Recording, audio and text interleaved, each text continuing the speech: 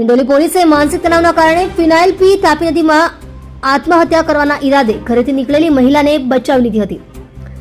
Surat police commissioner Anupamsinh Gehlot દ્વારા નાગરિકોની સુરક્ષા અને આપત્તિના સમયે ત્વરિત મદદ કરવા આપેલી સૂચનાને લઈ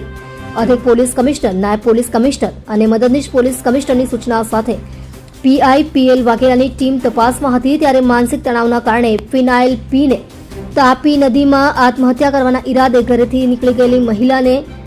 તરતા આવડતું હોય તેવા 2 માણસોને બોલાવી રાખી તેઓની સાથે મળી મહિલાનો અઠવાલાઇન્સ મેરિયોટ હોટલ પાસે તાપી નદી કિનારેથી રેસ્ક્યુ કર્યું હતું અને મહિલાને સારવાર માટે હોસ્પિટલ ખસેડી પરિવારને સુપરત કરી પ્રશંસનીય કામગીરી કરી હતી.